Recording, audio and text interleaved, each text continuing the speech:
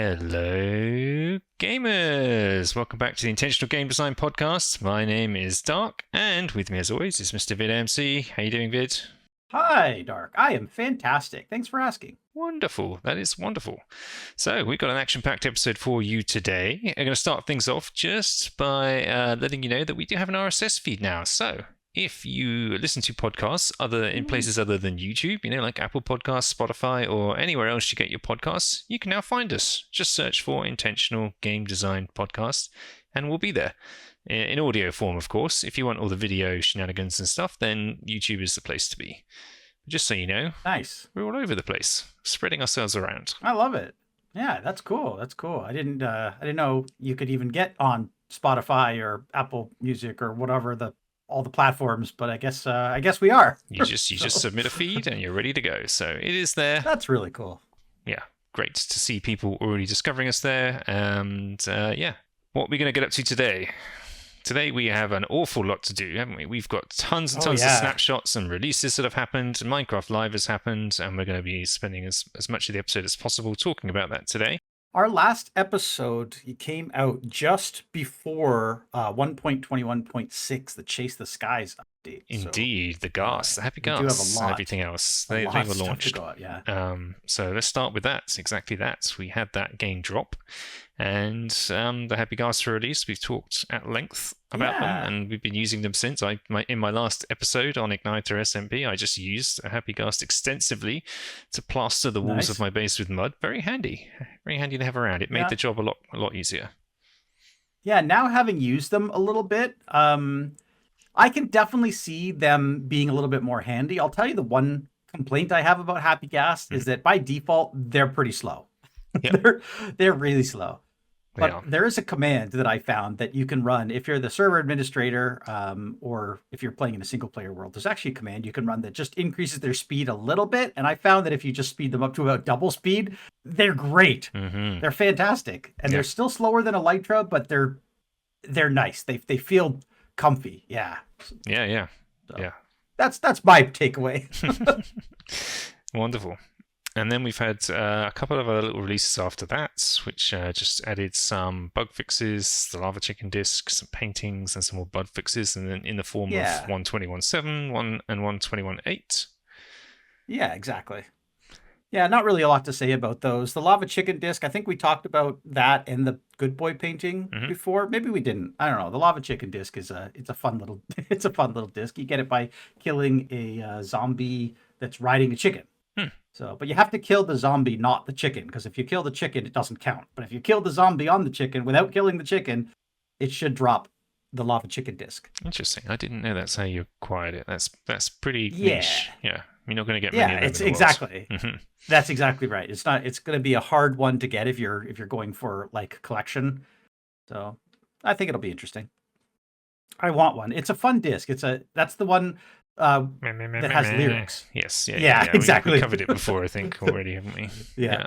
And we've also covered the copper golems and everything, and the storage systems. We've seen a lot more experiments with people playing around with those coming out. Yeah, and, exactly. So all the snapshots came out. And we were talking about copper in our last episode and what we thought it would mean, but now it's out. So have you had a chance to play with copper at all? I haven't personally, no. I have watched. It's only been out for a couple of days, so it has. Yeah, I still haven't got around to actually playing with it, but I have watched as many videos from as many Redstoner people as possible, and so including all those Mumbo ones that he did around playing around with the storage systems, and just seeing. Yeah, there's a lot of people who've kind of played around with the storage system. Ray's Works, I think, has a really good one. As well. Loads of people have been fiddling with it, and it's been really interesting to see how it's evolved, and there have been tons of bug fixes in all of these snapshots that have been coming out based around their behavior and how they work, and it's gotten to a point where now it's totally out there in the world. It's been released, so we can all download and play with it in the full release of the game. We don't have it on Igniter just yet, but it is coming very soon. Exactly. Yeah. We've got well, I think the biggest problem for us is that we have a bunch of mods that all need to be upgraded. Our server isn't like modded per se in the sense that it changes the way the game plays, but we do use a lot of quality of life mods, things like Sodium to speed things up, things like Flashback mod to record, replays and things like that, time lapses.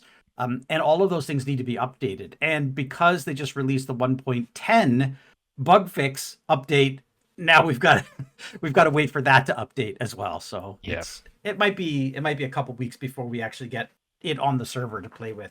Yep. But I'm definitely looking forward to it. Absolutely, yeah. I'm looking forward to having those little guys wandering all over my city. It should be fun. So out of all of those snapshots that came out all the way up to 121.10, anything specific of note we wanted to draw attention to? There's a couple weird things that we didn't really get to talk about because we talked a lot about the copper stuff, like the copper armor, the copper tools, copper golems, of course. I'm not sure if we talked about the shelf. Did we talk about the shelf at all? I think we did, yeah, briefly. Okay. I mean, it's interesting. It's interesting, yeah, that you can power it and then it becomes like a hotbar swapper. So I'm not sure if that functionality was released when we did our last podcast. So that is new and kind of neat. Again, I haven't played with it yet, but I think that has the potential for being kind of cool. Potentially. I'm thinking that I might have like a spot on a wall somewhere that just loads in those things that are on the tail end of my inventory. Like I always keep golden carrots and I keep rockets. And I'm thinking if you can load up a shelf, like let's say I have, a few golden carrots and a few rockets in a shelf, I can run a hopper into those to kind of keep them refilled. And then at the end of my gameplay session, I can walk over to that shelf and quickly swap out whatever quantity of rockets I have and carrots for the full stacks that are then in the shelf. I'm wondering if that's going to work. That's kind of my idea. I hope that works. So I haven't tried it, but because it swaps your whole hotbar if you do that, doesn't it? Well, so if you have one shelf, it'll only swap the rightmost 3. And if you have 2 shelves, it'll swap the rightmost 6. And if you have 3 shelves, it'll swap the whole hotbar, all 9. I see. But I'm only interested in swapping the last. Well, actually, for me, only the last 2. But I always keep the third slot empty anyway. So for me, it'll just be those 2 slots, and then I'll be happy. Yeah, me too. Yeah. Okay, yeah, I hadn't thought about it like that. That is interesting because I couldn't think of another use for them really, other than being a decorating block because it looks kind of cool. I know a lot of people are going to be using it for decorations, including us. We'll probably replace our chairs here with shelves because they probably look better than the trapdoors that we're all used to using, right? You can make banners that look like letters. You can put those in them and make small signs out of them, which looks kind of cool. Yeah. That's going to be a cool one. But again, that's got a decorative. And then the only other thing I was thinking of was making like a slot machine or something, some sort of fancy redstone machine where you're putting things in and out of it. I've heard a couple people talk about slot machines. I'm not sure how well that'll work, but maybe we'll have to see. Yeah, I mean, you could power it and unpower it and unlock it and then pull like 3 random items into it, for example. Yeah. From a source, and then lock it, and then unlock it, and they fall out and loop back around. You could do something. Yeah. It'd be possible. Yeah, I'm definitely going to be playing with that in the coming weeks for sure. Yeah. One other neat thing that we should talk about is the F3 screen and how it's now completely configurable. Yeah, that is cool. Yeah, so you've got this option screen now where if you hold down F3, and I believe they changed the key to F6 as well, so F3 and F6 together, now it pops up a configuration screen. And again, this is Java Edition only, unfortunately, but you can now turn on and turn off what lines you want to see, so people who really like to configure their screens. I know I use a mod for that. I use MiniHUD for that anyway, but now you can do it directly in the vanilla game, which is interesting. Yeah, I use Better F3, which I will probably still continue to use because it's even more configurable and you can color code everything and everything. It's pretty unique, but to have something in the game, because so much of that F3 screen is like people go there for just 1 or 2 things generally. Exactly. And so if you could just turn off all the other noise, it'd be way more useful, and it wouldn't just be cluttering all of your screen while you're potentially just looking for your coordinates or like trying to identify some specific state of something, for example. Exactly. Yeah. There's a bunch of stuff there that can be turned off, and I think that's going to be a big benefit Yep. to a lot of people. Spawn chunks got removed. They did. Yeah, that's curious. Yeah, I think I'm not sure what the impact of this is going to be yet. Whether that's going to be something that a lot of people are going to be affected by or not. I know people like to use the spawn chunks for building, say, big industrial type farms, things that they want to keep running a lot when they're away. Now they're going to have to fall back on specifically building chunk loaders to do that sort of stuff, which in the spawn chunks wasn't necessary before, but now is going to become 100% necessary. There's a command you can use to do it as well. Let me ask you this, Vids. What do you know why spawn chunks were always loaded in the first place? Yeah, it was supposed to stop the problem from you creating a brand new world and immediately joining the world and falling out of the world because the chunks weren't there yet. Yeah, so I think just for technical reasons, they don't need it anymore. It's removed. No. I mean, people have taken advantage of it, but if it's the reason it was created no longer exists, it makes sense to remove stuff like that. That's it exactly. That's exactly. The technical reason it was needed is no longer needed. Plain and simple. So then we got another snapshot, 25W32A. We got copper torches, copper bars, copper chains, copper lanterns, all the things you can do with iron, basically. You can now do with copper, and they all age. So this has just added tons of blocks into the game, and they can be waxed, 4 stages and waxed, so 8 of each of those. Builders rejoice, right? Yeah, nice colors. All new things to add to your palettes. Oh, I'm looking forward to that. Yes, very much so. And I think it was Neat Freeze on our server shared something which we didn't realize at the time, but some people use a lot of chains or it's not going to affect the chains, it's the lightning rods, isn't it? The lightning rods is something that people use lots of in their worlds already for decoration purposes. They could be placing thousands of them in the world. Yeah, you can't even see it right now based on the shots that we have, but our camera is actually held up on a lightning rod, copper rod. And that's the kind of thing that, it gets chosen A, for its shape, but B, for its color. And a lot of people are going to be upset when their colors of their rods change. So they're going to have to go through and wax all their rods. We took a quick look at our statistics. You can't wax them today because they don't age today.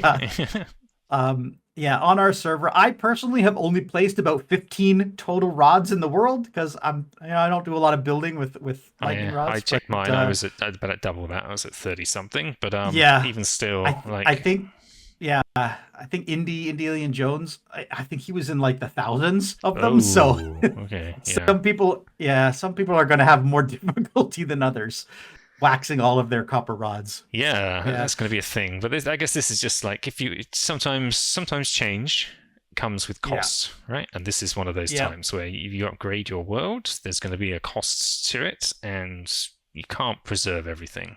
And you can't make an assumption either that everyone wanted every one of their rods to be waxed by default, because if they didn't, they'd have to go around unwaxing them. So you've got to pick and choose, and the default to it be in the same state in the world as you created it makes sense to me. Yeah, I agree. And then anybody who wants to wax can go around and wax them if they want. Some people might actually like it. Some people might want to watch their copper rods age, right? So I don't know. I think it's going to add some new variants to what you see. If people's have a wall of copper rods, you're going to see them slowly turn green. Yep. It's going to be neat. So let's speed run through the rest of the things. Yeah, there were end light flashes, there were copper golems accepting flowers from golems, chat drafts, server code of conduct, border fixes per dimension, mannequins, anything from that list that we want to highlight. I mean, there's a couple of little things. The end light flashes, what do you think of the new flashes in the end? I haven't seen them. I couldn't care less, to be honest. I kind of find that weird. That was like another one of these, like, nobody asked for the lights in the sky to flash in the end, but we got that now. So sure, I guess that's just a thing that happens. Atmosphere, I guess. But who goes to the end? Yeah. Copper golems accepting flowers and putting them on their head from iron golems. That's cute. That's okay. That's interesting interaction between two kind of related but unrelated mobs. Mannequins. Yeah, this is more like a modded thing again, isn't it? So like you go to one of those server menus and there's like a non-playable character sort of sitting there. Yeah. That's what they're really designed for, to give you like a native way to do NPCs. And I think that's a really neat idea, especially coming to the vanilla game. Mm-hmm. I personally love the idea of these sorts of things. I hope they add some sort of animation to them so maybe they can move a little bit or something. You know, I don't need them like villagers walking around, but like even if they just stand and do some sort of idle they're a little bit animation. statuesque, aren't they? But they are entities, and you can nudge and move them. Unless you specify otherwise, I guess maybe there's a way to fix them so that they're unmovable. But yeah. It's going to be interesting to see what people do with them, and maybe you want to get together with all your friends, but your friends aren't available. I can see us personally just standing them in the background of like, oh, we want, that person wanted to come to this event and they weren't able to make it. Okay, we'll just pop up a mannequin of them and now it looks like they're there. Nice. Yeah, I mean, I have this mod on, Fresh Animations, that sort of makes characters move and bob around even when they're not moving very much. Oh, right. Yeah. And because these are genuine like player entities of sorts, I imagine they would still do that with that mod, which would actually help bring them to life a little bit. From a code perspective, they're almost exactly the same identical as it should be. Players. Yeah. Right? Mm-hmm. Yeah. All right. What else did we get? I guess mobs now spawn. Yeah. Mobs spawn with copper armor and copper tools now. So that's a thing. Mm-hmm. And then we had the official release. We had 1.21.9 come out a few days ago, and then a hot fix almost right after it, 1.21.10, which just solves some, I guess, minor issues with pistons and cobwebs and very edge case stuff that people are like, why did we need a whole other version for this? This probably could have been pushed into a later version, but okay, whatever. It's all good. We've got it now. That's the way it goes. So, and that brings us up to date with all of the releases. And then we had Minecraft Live, of course, which was just over a week ago at this point, where we got to see a little bit of a preview of what's coming in the next. They do these twice a year, the lives now, don't they? Yeah, exactly. So it'll probably be up to another 6 months by the time all this stuff actually gets released, I imagine. Well, so they do 2 lives, but don't forget they do 4 drops. So this drop that they're talking about, the Mounts of Mayhem drop. This so is it going may to come be... in 2 parts. Or... Yeah, it'll come in winter. And then in spring, we'll get another drop. And then we'll get another live event. So I'm trying to remember, like the last live event, did they only show the ghast? They didn't show the copper golem or anything like that. Is that right? Oh man, I think that's right. It's been a while. So if we followed that pattern, that means the next drop by the end of the year will have all of the stuff we're about to discuss, and then there'll be a second drop in spring with a whole bunch of stuff that was not in Minecraft Live at all, probably. Yeah, exactly. Okay, interesting. Yeah, that's 100% right. Yeah. So the next drop is going to be called Mounts of Mayhem, and top level things we're getting a Nautilus, which is amazing. Yeah, I guess like a little shrimpy type mob thing, only much big, jumbo shrimp. Yeah, exactly. Shrimpy. I love it. Exactly. Some sort of mollusk. A mollusk, family, indeed. So this is where Nautilus shells come from. They come from this mob, and it is an underwater rideable mob. Yeah, that's really interesting. You can ride it. You can ride it, and you tame it with a pufferfish. You can put a saddle on it. You can put armor on it. You can breed them and get a baby one. That's cool. And when you're riding it, underwater effects. Too, yeah, right? indeed. So it's obviously swimming around. It doesn't look that fast. Again, it looks sort of like Happy Ghast's kind of speed, perhaps. But underwater, that's still going to be game changing because now we don't have anything to make us move fast. Dolphin's underwater. Grace, but that's hard to maintain. Yeah, that's exactly it. You get Dolphin's Grace, and then you zip away, and you lose Dolphin's Grace. I wonder if Dolphin's Grace works on the Nautilus. It might. That would be really cool. I wonder if you can lead a dolphin while you're riding a Nautilus, and then just super fast speed, right? Interesting. Yeah, that'll be interesting. And in relation to the same thing I did with the with the Happy Ghast, there'll probably be a way to tune the speed as well. So maybe maybe I can mess around with server commands and get the Nautilus to go even faster too. But we'll see. Yeah, it'll be interesting to see how it performs as an underwater mob, and you can breathe. It allows you to breathe underwater, right?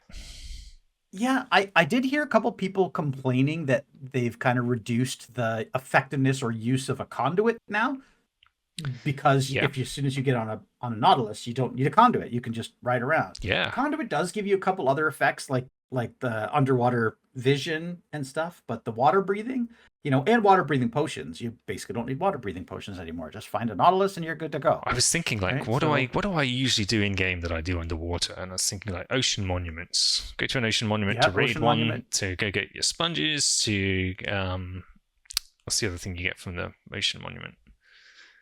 Well, I guess prismarine and everything else, right? Yeah, Prismarine plus that armor trim, right? The Yes, yeah, special yeah. armor So, trim like, called Tide, I I wonder think. if you could, like, Mhm. go through an entire ocean monument, taking out all the guardians and the elder guardians and such, whilst riding a Yeah, Nautilus. well, yeah, that's, what, probably ideal. It's going to come down to Um, maneuverability, I guess, and like, but that mhm. would replace what we do today, which is basically water breathing potions and doors. I think we're going Yeah, to end up with a lot less doors placed underwater because of this change, and that was always a bit of a hack. for me personally, I actually take water breathing and invisibility, and I Mm, usually go in with no armor into an ocean monument. That's my hack. hmm It's a scary hack, but like, 2 potions and you're good to go. hmm But for people who don't want to bother breeding potions or brewing potions, I should say, Nautilus is going to be an easy one. The other thing, Nautilus early game, I think is going to be a game changer. Not for people who want to Yes. raid an ocean monument, but for people who want to go to sunken ships, hmm or people who find underwater portals and just want to zip down and see what gear is in them. If you have a Yep. Nautilus, you're there, hmm right? hmm Yeah, yeah. Or Yeah. buried treasure, And or just getting coral. Any other yeah, reasons you might want to go underwater. It's just going to make it way more easy and accessible because you can just hop on these exactly. things super quick. You're just going to need to get a saddle, which are now also way more abundant, right? As well, on top of Yeah, that. well, that's the other thing. You can craft saddles. hmm Plus you can find them in chests a lot more abundantly. So yeah, you should be able Absolutely. to. And yeah, like getting a conduit. Yes, it does potentially nerf conduits a little bit, but it's a different thing. Yeah. And conduits are so inaccessible. They're so hard to get. Well, that's the other thing. It's hard to put a conduit together. So Yeah. it might be, maybe we're kind of thinking about it backwards. Like maybe we're thinking, okay, you're going to be using the Nautilus until you get to that point where you can afford a conduit, and then you get a conduit, and now you don't need the Nautilus anymore But because now you're totally good underwater without it. conduits are also totally undiscoverable, right? It's another one of those Minecraft Yeah. mechanics that unless you look it up, Yeah. there's nothing hmm at all in game that's ever going to allow you to naturally just Yeah. stumble upon building a conduit. It's impossible. And Yo, those you're types of totally right. mechanics that Mojang have put in over the years, they need to work hard to undo. And I think this is the beginning of undoing it. Like Minecraft's biggest problem Yep. is like 75% of the game is undiscoverable. Yeah, you really have to watch tutorials or watch somebody else play the game to Exactly. see how to do all of the things. Exactly. And that is its biggest hmm flaw. And it makes it difficult for so many players to actually engage with it. And some players don't want spoilers. They genuinely want to go through a game and not, you know, be Yeah. told or have to look up how to do things. And hmm if you do that, you're going to hit a wall pretty quickly because there is Oh so yeah, little that is Minecraft is discoverable. not that game. It isn't, but I think Unfortunately, yeah. they're everything that they're doing recently, I think, is starting to move them more in that direction. They're doing more things to make that early game more expansive, more discoverable, without Yeah. needing tutorials, without needing to look up a wiki or any other instruction. And I think that can only be a good thing. Yeah, for sure. I'm just thinking to myself, you said earlier that conduits are inaccessible. I know we were talking about discoverability, but just from the accessibility point of view, I've always found that when you raid a sunken ship, as long as you follow the path, you pretty much every sunken ship is going to have a map, and pretty much every map is going to lead you to a buried treasure, and every buried treasure is going to have Heart of the sea. a heart of the sea in hmm it. So that part is the what I consider to be the easiest. It's just Yeah, kind of you a end up with a logical bunch of progression. hearts of seas in your chest, and like, Yeah, the unless problem is you'd have the to then Nautilus get some shells. prismarine and have both in your inventory at the same time and see the crafting recipe. And Yeah, yeah, and the Nautilus shells are very hard to come by. But hopefully, yes, now that they're adding the actual Nautilus shell in, or the Nautilus into the game, we'll be able to get Nautilus shells mm. in a much easier method. That's what I'm hoping. Yeah. So we'll see. Maybe we'll see more conduits. Maybe we're going to see Mm-hmm. kind of like we did when 1.13 came out. A lot of people suddenly making underwater bases. It'll be cool to be underwater again. Yeah, yeah. I'd say I want to make an underwater race course with this. I think that would be amazing. Nice. I would probably still have a conduit, so I'd probably have a way. You're going to start above ground, of course, and you're going to head down to somewhere where you're going to get on a Nautilus and ride it. But like maybe there's spectators in stands or something you want to watch, and you want to mill around before you get on your Nautilus. That a conduit's going to enable that. So they're still going to have uses for things like that.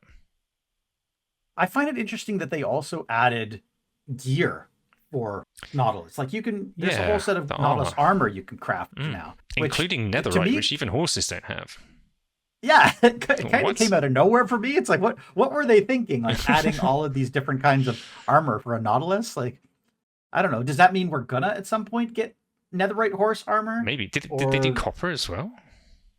Yeah, there's a lot. I don't even remember. There were tons. I remember there just being loads of different colors of armor, and netherite popped in at some point, and I'm not even sure if that was confirmed or not. I remember it flying around, but yeah, really interesting. Maybe we will get netherite armor. Maybe we'll get horse netherite armor. Seems like a waste of netherite, honestly.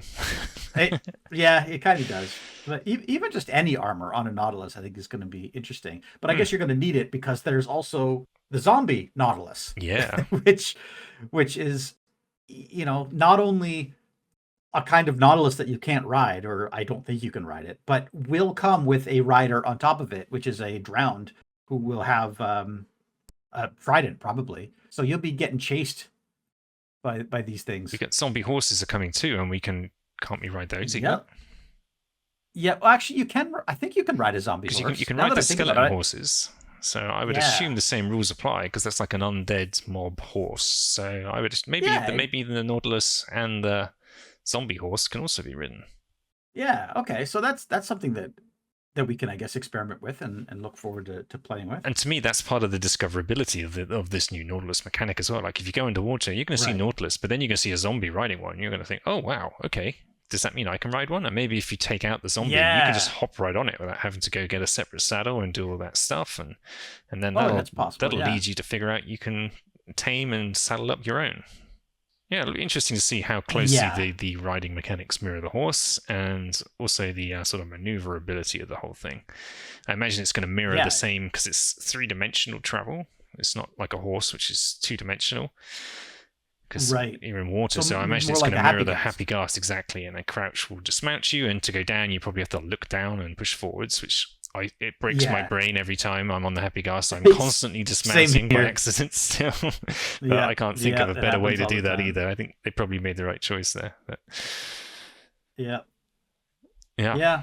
So this is going to be interesting. I can't wait to play around with the Nautilus. It is not a novelty thing, I think, and I think we could probably come up with some good mini-game ideas. I don't see us necessarily, going on a Nautilus very often. Like, that's going to be, it's probably going to be a quest thing that we do. Like we just decide one day, hey, everyone, let's get together and play with the Nautilus, whether it's a mini-game or whether it's just, us exploring or playing around.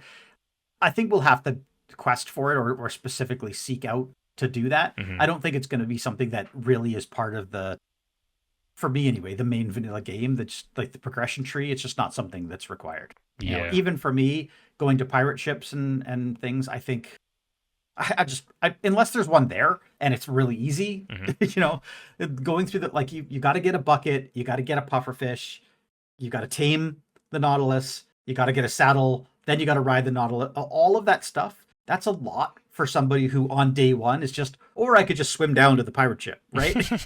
That's it. I don't think it's going to be that useful, at least initially, unless they add more stuff. Yeah. Because the water generally is something you need to traverse, and you do that in a boat, which is probably going to be faster. Yep.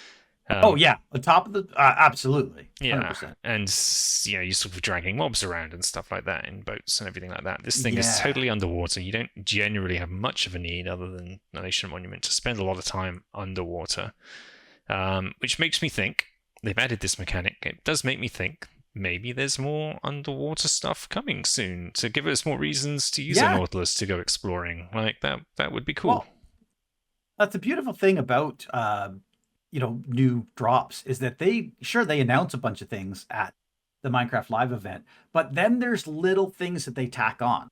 Like, for example, when they announced the Copper Age drop, they talked about the armor and the tools, but they didn't talk about the chains. They didn't talk about the shelf. No. They didn't talk about copper torches. It just, that stuff wasn't part of the original idea. And so we got all that stuff after the fact. Mannequins, like, they came out of nowhere. You know what I mean? Just like, oh yeah, and there's mannequins. What? What? Like, that's important.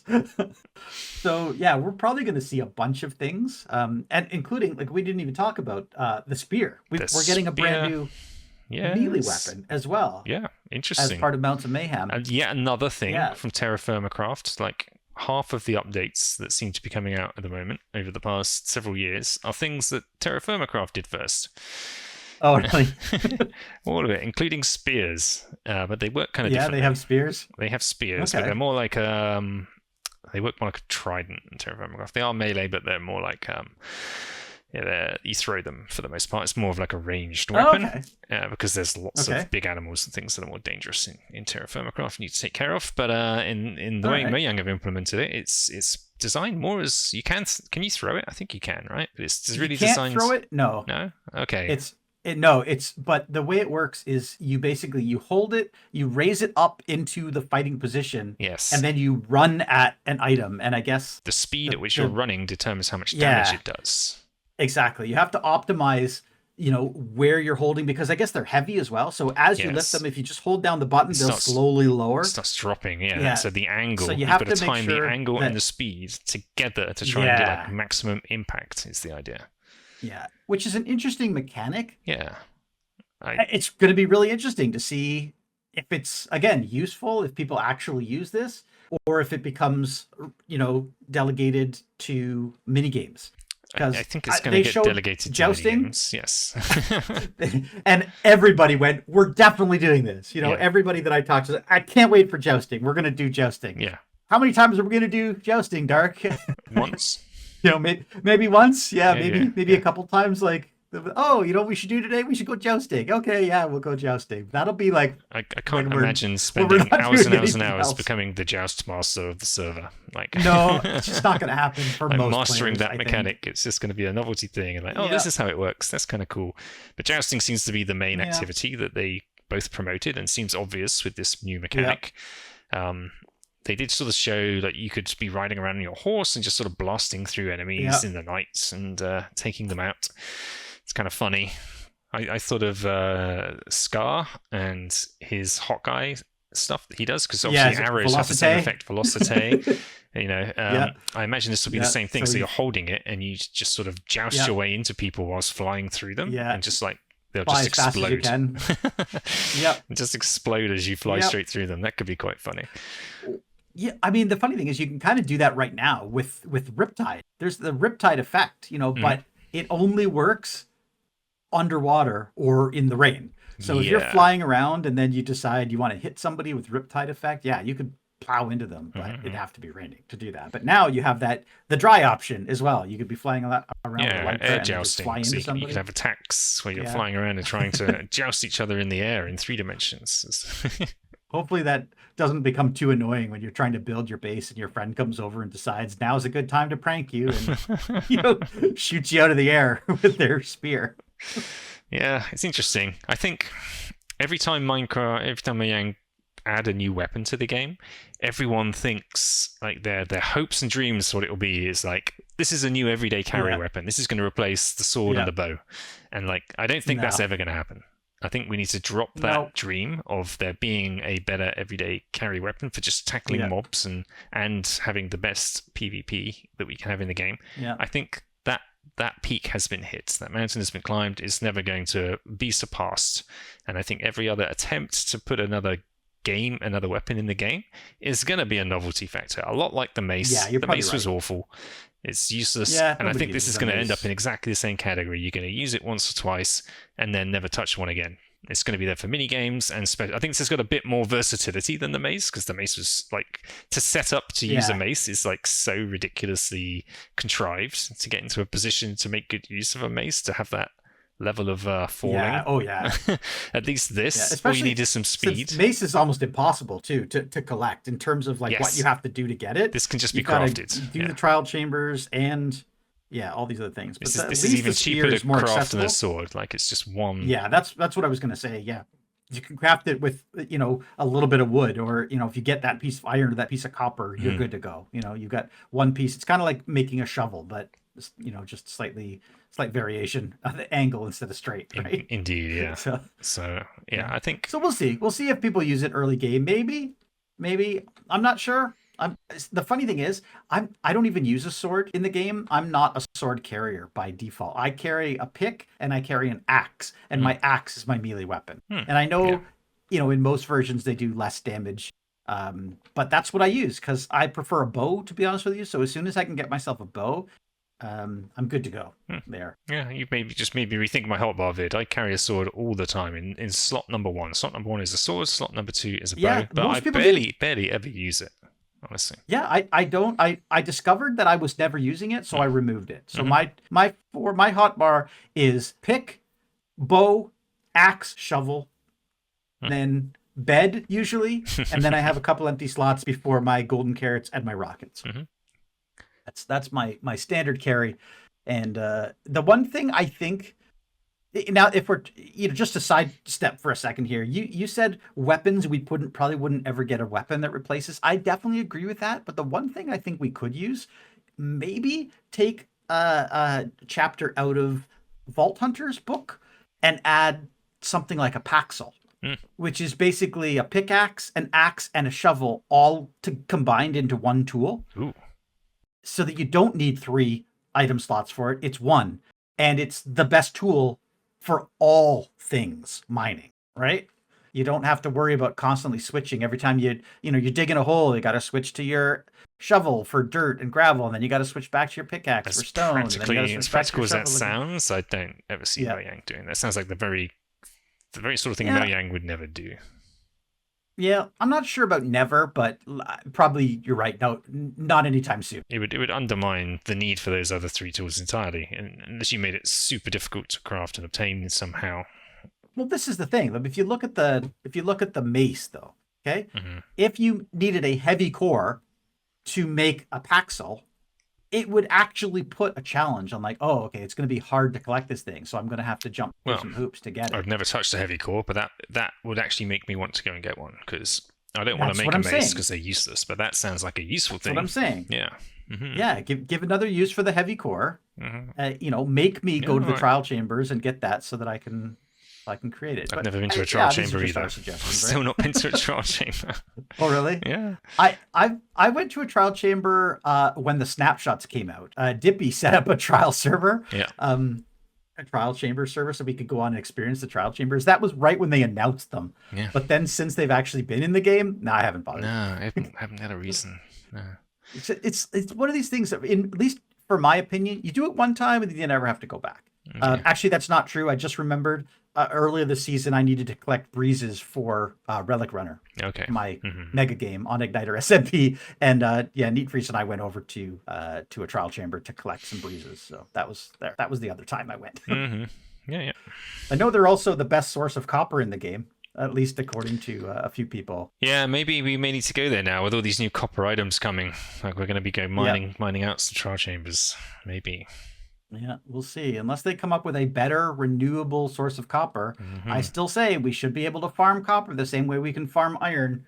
Let us farm copper golems or something. Let us place down a block of copper with a carved pumpkin on top and then break it, and it will generate more copper back than it gave us or something. Who knows? We'll see. There should be something. So we mentioned zombie horse. I don't think there's much else to say there. That's just a horseback riding zombie. They can have spears too, apparently. Yeah. So again, we're going to have more overworld menaces. I suspect they didn't really talk about rarity, but I suspect that a zombie horse carrying a zombie with a spear is going to be as rare as a spider jockey is today. You see them, but they're so ultra rare, you'll never see them, right? I imagine so, because it would just make things too hard, especially if you're like early game and there's, imagine running into a bunch of those. It's just game over immediately. Exactly. Yeah, that's kind of how I feel. It'd be interesting to hear how, if zombies holding a spear, how much damage they can do. Because I imagine they're probably not going to have this, like the same sort of mechanics and damage possibilities as a player. And like, well, you never know. It might be based on how fast they ride at you. Maybe their AI will have the zombie horse ride at you as fast as it can, and if it hits you, you're in trouble. So you're going to have to be doing a lot of dodging. Can you imagine? It's your first time playing Minecraft. You're wandering around. Night falls. You haven't got a single thing in the world yet, except like some wood and a bit of dirt. And one of these zombies carrying a spear on a horse just charges at you and wrecks you. Charges and tramples you down. Yeah, it wrecks you in one hit. Oh man, that would be not terrifying. Gonna lie, it's probably gonna be easier to avoid those guys than it is to avoid skeletons day one. So. Maybe, yeah. Horses can ride pretty fast, though. If they come at you, you're not going to have much hope.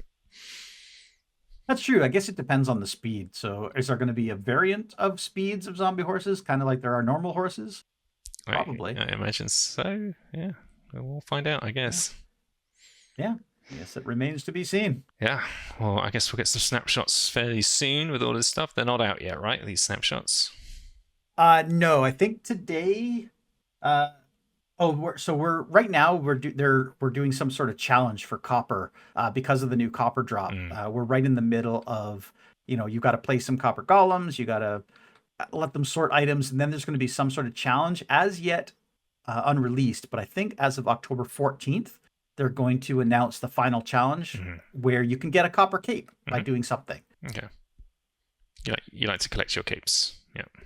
I do. I'm a cape collector, so I guess that you're probably gonna have to log into Bedrock and do some challenge thing. That's the way these things usually go. But if you unlock it in Bedrock, then you will also have it available in Java. So get your Bedrock skills out, any Java players. Yeah, I can't do that. I'm on a Mac, and Bedrock does not exist there, so that's not even accessible for me. You got to get yourself a little PC just to play Bedrock on it. Just to play Bedrock. Absolutely not. My goodness, couldn't think of anything worse. Come over to my place. You can log into your account and play Bedrock on my machine. Yeah. I got a Switch. I can do it on that, I guess. Oh, perfect. Okay, there you go. I think that brings us right up to date with all of the changes that are coming down the road. So we're going to get in a couple of weeks' time, we're going to get some new snapshots so we can start playing with it. And I guess we'll start finding out all of the little details that we've still got unanswered questions for with these new mobs, new mechanics. Yeah, awesome. Sounds good. All right. So I think that's probably all we've got to cover today. Yeah, thanks for joining us on the Intentional Game Design Podcast. Yeah, tune in next time to see what we get up to. And remember that we have our RSS feeds now available. So if you just want to listen to us in your ears rather than with your eyes as well, just search for us on Apple Podcasts, Spotify, or wherever else you get your podcasts. We're all there.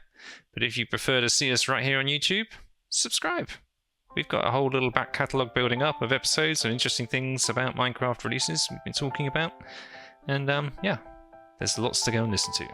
So stay tuned, and we'll see you all next time. Thanks for watching. Bye. Bye.